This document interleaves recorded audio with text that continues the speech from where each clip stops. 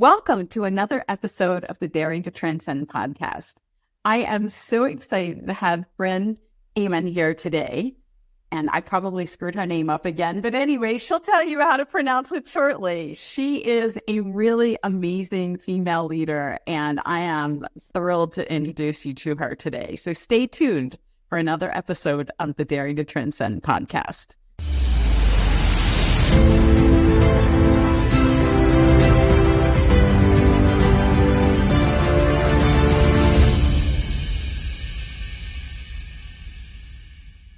Welcome, Brynn, to the podcast today. I am really excited to have you here because I know you and I have had a conversation before, and I just love your story. It's really a fascinating one. So I'm going to tell people a little bit about you, but I'm going to leave that for people to hear. So Brynn is the Director of Client Operations for Credit Union Solutions at Jack Henry. She is a human-centered leader, a female visionary, a process junkie, an operations transformer, and a strategy developer. She is skilled at growing and developing people as a service and is determined to have a long-lasting impact on every organization she touches, which of course fits so beautifully into the mission of Daring to Transcend. So that's again why I'm so excited to have you here. So welcome, Brynn. Why don't you start by telling us a little bit about you and your career? Sure. So thanks, and I appreciate the opportunity to come and talk to you and be on your show today. A little bit about me: I came up in industry through credit unions. I've been in credit unions over 20 years, and but my that's where my heart and my passion is. My road has always been a little how you say zigzaggy, maybe, and that's a good word to describe it. I have a degree in marketing, and somehow I ended up in technology. I'm not quite sure how that happened. Well, I have a degree in English, and I ended up in technology too. So there you go. But yeah, I started out of college working for actually a paper company, selling paper, real life Dunder Mifflin. Selling letters and envelopes and forms, that kind of thing. But I sold to a lot of credit unions and found that it was a very passionate industry and felt very connected to that industry. And when I quit my job and I moved across the country from Pennsylvania to California, kind of on a wing of prayer, I didn't have a job in California because when you're in your early 20s and you decide to move to the coast, you figure everything's just going to work out for you. And so I thought, I'm just going to move to California. I'm going to get a job because that's what people do. And I quickly found out that I couldn't afford to live on the coast and work in the field that I wanted to work in. And it was blessed enough to live with a friend in a small town in the high desert area in Southern California. And the credit union in town was looking for a marketing supervisor. And that was exactly the type of role I wanted and was looking for. And they took a chance on me. I didn't have any management experience. I didn't have any inside marketing experience, but I'd been working with these credit unions, selling them paper stuff for years. And so they took a chance on me. And I started my career in credit unions then and met my ex-husband in that same little military town. And he was in the Navy. So I spent the next 10 years following him around. Every couple of years, we moved to a new duty station, which meant that I picked up and moved to a new credit union. So over the course of 10 years, my career did a little bit of stop and start as I, rode the military spouse wave across the country. And landed, you were lucky that you had a skill set that was that transferable. And of course, there are credit unions everywhere, right? So you fell into a great job for a variety of reasons, right? Not only the marketing and the chance for that, but also the transferability of it. So that's kind of cool. Yeah, and I made a name for myself pretty early in my career, where I got involved. Getting involved has always been something that's helped me in my career. And I got really involved very quickly and very early in my career with both local credit union leagues and local charity type work, or industry charity type work. I was early on in my career, I was awarded, the state of California does a contest every year called the Tomorrow's Star, and I was awarded that for professionals under the age of 30.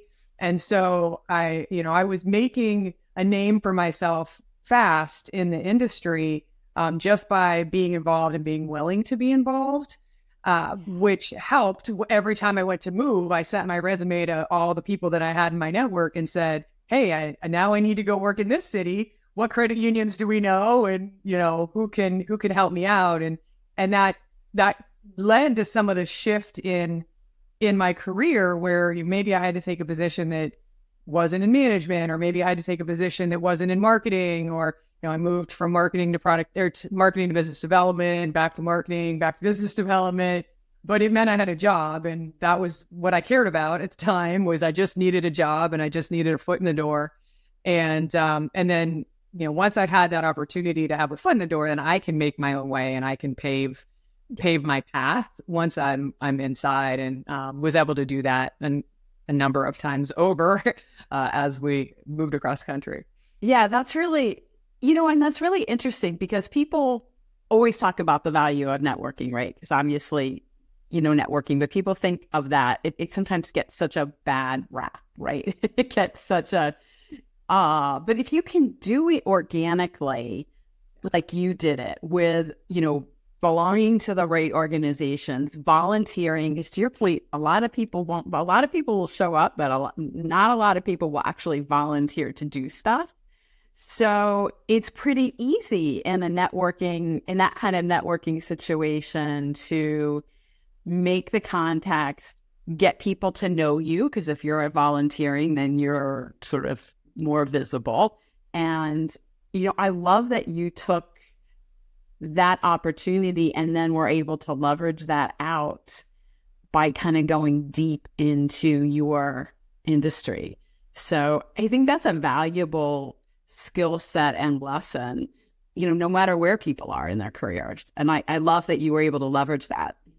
Yeah, it's interesting. I find that myself doing that even within Jack Henry. Here I am now working at this Fortune 500 company that's got 7,000 employees. And, I work in this very small portion of the company, but I am constantly looking at how do I find out what they're doing on this team? And how do I find out what they're doing on that team?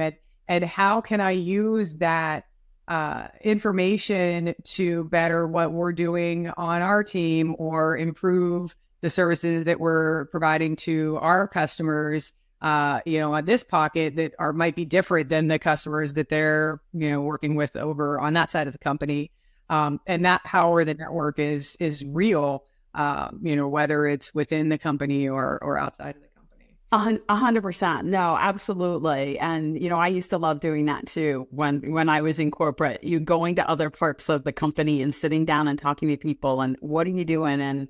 And how are there synergies between what you're doing and what we're doing, so that we can make the whole organization better, right? Because we often get so siloed.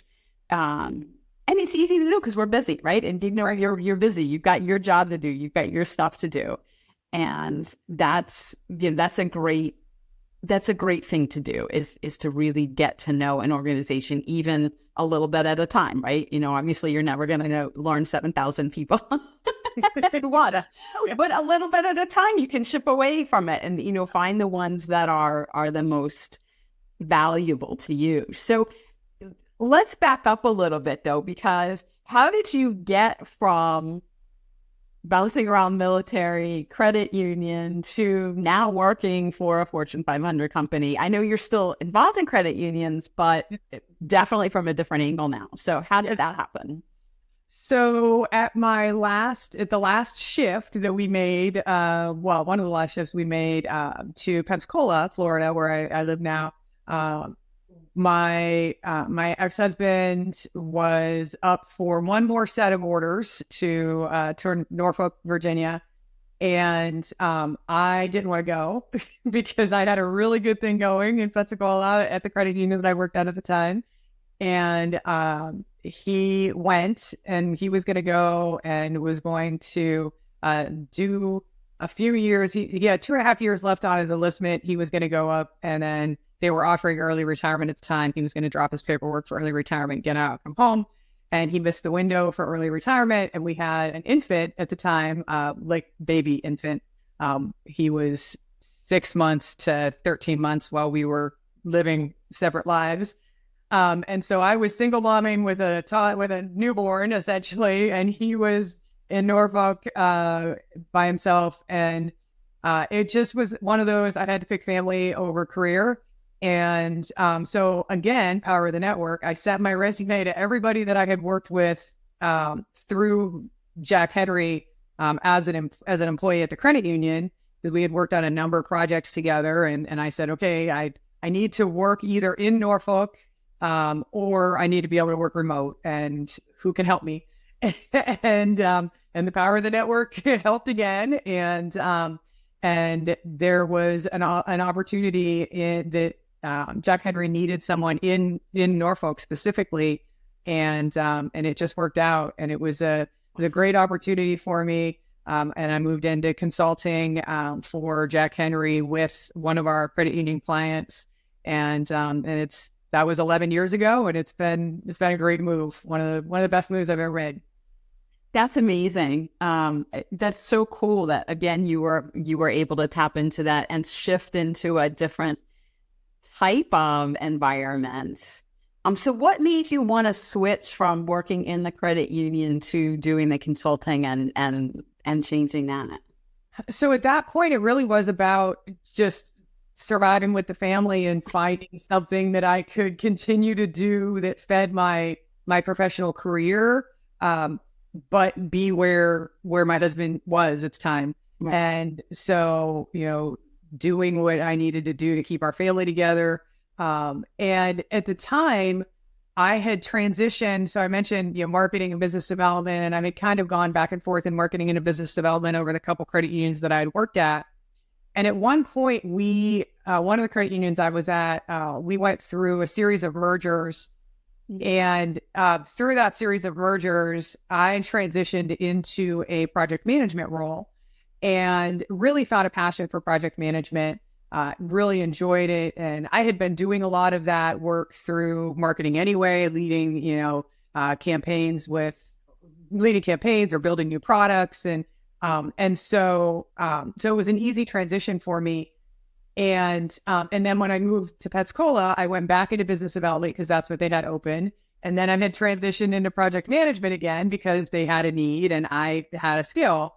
And so I had been largely doing a lot of technology projects as I was coming out of that credit union into Jack Henry. So it really was a natural progression for me, just kind of where I was in my career at the moment, to be able to continue to develop that skill set around change management for institutions, helping other institutions move through technology change and making those changes be successful, which is what I had been doing at the credit union, for the previous 2 years. Yeah, which is really exciting that you were able to move those skills. So we always talk about, and as women, and obviously you sacrificed a lot along the way for your family, for your husband, for your baby at that time. I mean, although it sounded like you landed in a good place, but your zigzag career, those things, we always talk about what we sacrifice in getting our career. You almost sound like you sacrificed your career for your family versus sacrificing other things for your career, or how did that balance out for you? So I never really look at it as a sacrifice, because ultimately, had I not had the exposure that I had in the way that I had it, I wouldn't have developed the skills that I did to be able to move into where I am today, or even move into the role that I moved into at Jack Henry. It was the zigzag and the exposure to all these different credit unions that gave me that kind of well-rounded view of the world, so to speak. I definitely made decisions that needed to be made to keep my family as a unit. I could have kept living. The baby and I could have kept living separate from my husband for 2 more years, and we could have maintained that, and lots of families do.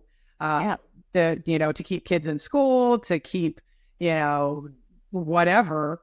And I find it that I was fortunate enough to be able to find a job that let me, be able to have both, to where I could move, be able to, continue to grow in my career and keep my family together. So, the way I look at it, maybe not necessarily as a sacrifice, but maybe a blessing in disguise. But the hindsight is always 20/20, because in the moment, it definitely felt like a sacrifice. It felt like the world was over, and like this is the end, the beginning of the end, and nothing is ever going to be as good as what I had, and I'm never going to make up for it. And so, yeah. Yes. And I love that point. That is a great point, because we often think that the detours that we think we're taking that are going to take us off into, the desert someplace that we're never going to recover for, often ends up being the detours that lead us to that, bounty oasis in the future. And, to talk about the desert metaphor, it's sometimes so hard to see the gifts and the struggles that that we go through, but there almost always are, and that's what I love about being able to look back at a certain point in your career and say, wow, I would never be here right now had I not bounced around. I mean, for me, I bounced around within a single company, but I did lots of things. But if I had not done all those different things, I would never have gotten to where I was, because I wouldn't have had the breadth of experience, to your point. And we always think, and I think this is a, sort of a society thing. We always think that everything is supposed to be just this straight line up, right? That everything is, grow, grow, grow, grow. I mean, the economy, business profits, our lives, everything is supposed to just be this beautiful upward trajectory our whole lives. And it does not work that way, right? We have our zigs and zags, and sometimes we go backwards, right? Yeah. And you went backwards clearly several times in your career, but eventually even those backward steps contribute to our forward momentum. Yeah. Yeah. I mean, even the whole way back, like, and I know that a lot of people that do a lot of personal growth work, and, a lot of times the first thing that you do when you do personal growth is you go all the way back, right? Like, tell you about your childhood, and, you go all the way back to, when you listen to like authors like Angela Duckworth, and they talk about grit, right? Like, so much of that grit comes from when we were children, and like, how are you brought up, and how, things that you had to overcome in your childhood that, in the moment, it's like, this is the worst thing ever. And even looking back, it's like, I don't ever want, somebody I love to go through that. But that's what gets you that grit and that determination and that ability to transcend. So absolutely. No, absolutely. You're 100%. And the willingness to be open, right? The willingness to say, okay, even though this feels like this is the end of the world, which obviously happened to you several times with this moving around, even though this feels like, oh my gosh, this totally is awful, and I don't want to do this again. I don't want to move again. I don't want to start over another institution again. I don't want, whatever these things in your life.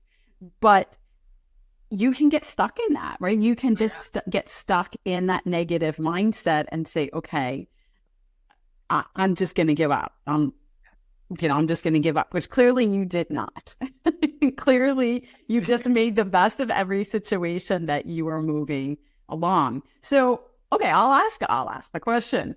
What do you think happened in your childhood that gave you that grit and that resilience in order to do that? If you're comfortable sharing, of course. Yeah, no, I mean, I think I grew up on the lower side of the income bracket. and so we made do with what we had. And my parents got divorced when I was young, and I was the oldest sibling. And so I had to grow up pretty fast. And So there was a lot of, growing up fast and doing a lot of adult things that I shouldn't have been doing when I was 10, 11, 12 years old. But my mother was doing the best she could, and I don't fault her for that because she was doing the best she could. But that's, you grow up fast when you're, raising your brother at 10 years old. So. Oh, 100%. So, you learned young then how to make the best of less than ideal situations. Which I was not happy about at the time at all.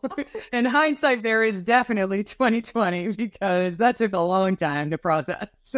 Of course. And, we all have those things in our childhood or in our past that, at the time it was awful, and, you stumble, and sometimes you don't make the best of the situation for a little while, right? But then eventually you pull yourself up by the bootstraps, so to speak, and figure out, okay, what do I need to do to move forward? And that resilience is such an important part of leadership and an important part of our stories as we go forward.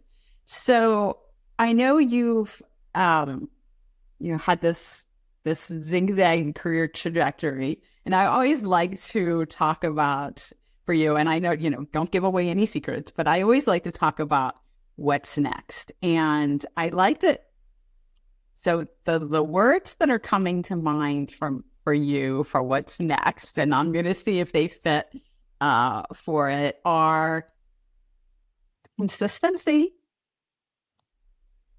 freedom, and legacy. Ooh, legacy is a good one. Yeah. So how do those words fit into your future, or do they?